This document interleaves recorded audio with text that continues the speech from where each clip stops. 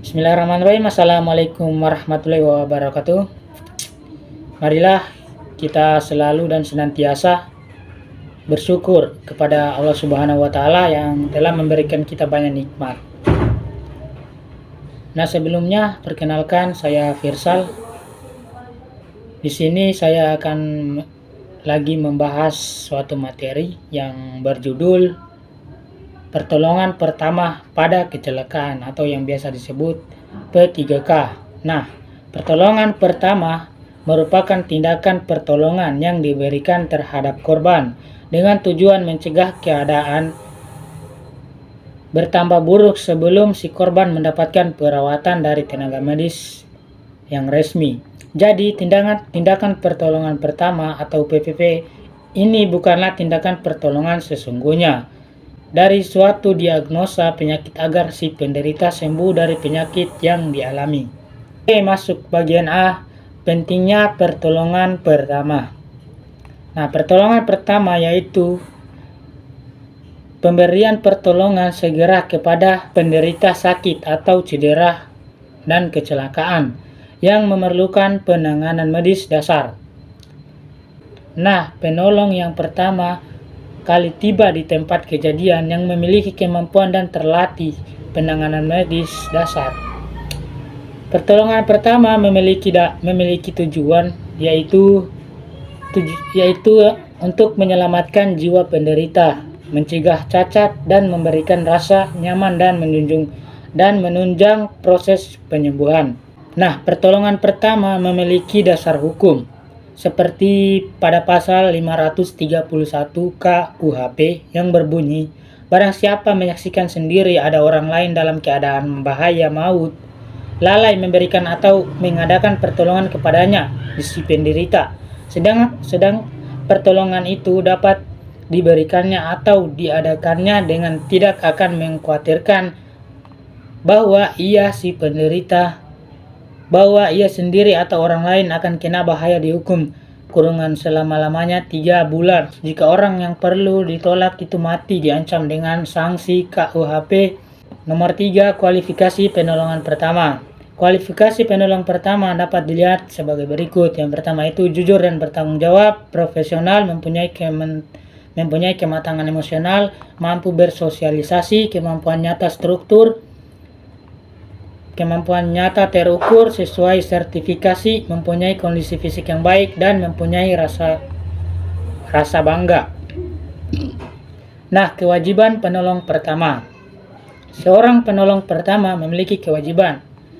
Yang pertama itu menjaga keselamatan diri, anggota tim penderita, dan orang di sekitarnya, menjangkau penderita, mengenali dan mengatasi masalah yang mengancam nyawa, meminta bantuan atau rujukan, memberikan pertolongan dengan cepat dan tepat sesuai dengan keadaan penderita, membantu penolong yang lain, dan lain-lain. Nah, adapun alat pelindung diri, sebagai pelaku penolongan pertama, kita juga harus mengutamakan keselamatan diri. Nah, dalam melakukan pertolongan pertama, kita juga memerlukan beberapa peralatan, misalnya seperti kasa steril, pembalut gulung atau perban, pembalut perekat, plester, gunting pembalut, bidai, pinset, senter, selimut, alkohol 70%, dan kapas. Oke, lanjut masuk bagian B, prinsip dasar.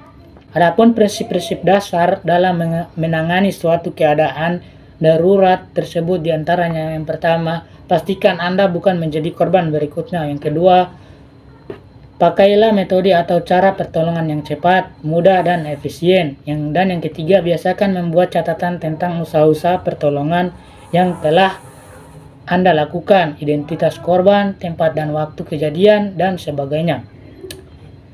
Ya, masuk bagian C, sistematika pertolongan pertama. Secara umum, urutan pertolongan pertama pada korban kecelakaan yaitu yang pertama, jangan panik. Yang kedua itu jauhkan atau hindarkan korban dari kecelakaan berikutnya. Yang ketiga, perhatikan pernapasan dan denyut jantung korban. Yang keempat, pendarahan. Kelima, perhatikan tanda-tanda shock. Pindahkan korban secara terburu-buru. Dan yang ketujuh, segera mentransportasikan korban ke sentral pengobatan. Nah, pada dasarnya pertolongan pertama pada kecelakaan harus dilakukan secara sistematis berdasar kepada DR atau CAB, yaitu yang pertama danger atau bahaya. Pastikan keadaan aman untuk menolong.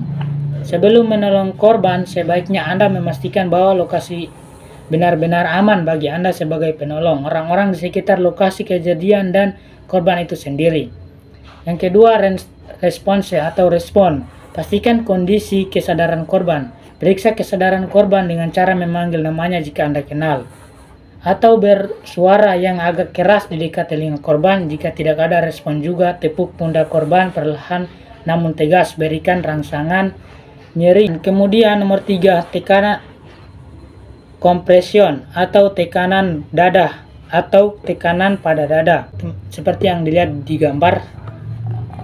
Yaitu setelah memastikan korban tidak memberi respon dan sudah memanggil bantuan medis, lakukan kompresi dada yang biasa dikenal dengan RJP atau resusitasi jantung paru-paru.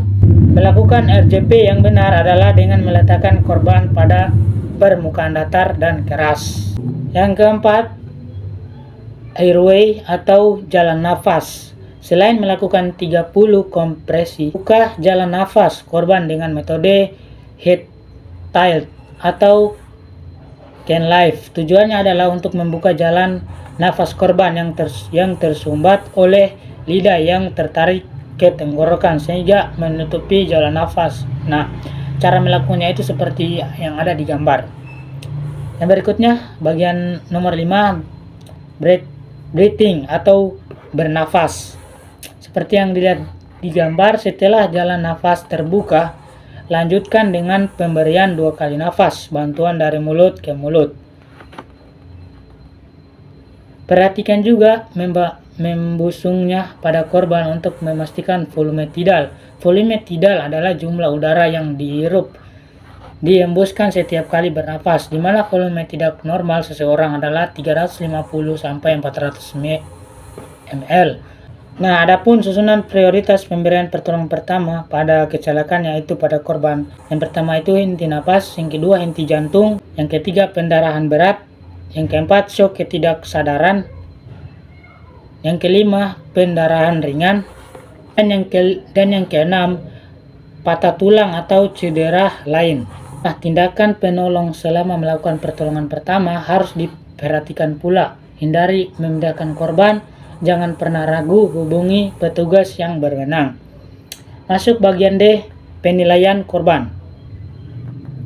Yang harus dilakukan ketika menemukan korban adalah yang pertama, penilaian keadaan.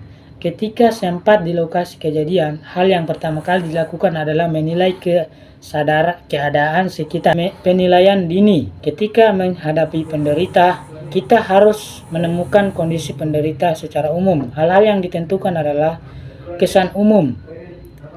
3. Pemeriksaan fisik. Tindakan pemeriksaan fisik. Keempat, memberikan denyut nadi. Yang nomor 5, pemeriksaan pernapasan. Yang nomor 6, pemeriksaan suhu. Untuk pemeriksaan suhu tubuh cukup diperoleh data sesuai relatif. Dan yang nomor 7, riwayat penderita. Ya, sekian dari penjelasan materi pada video kali ini. Mohon maaf bila ada kesalahan ucapan dari saya. Semoga bermanfaat. Saya Firsal pamit undur diri. Wassalamualaikum warahmatullahi wabarakatuh.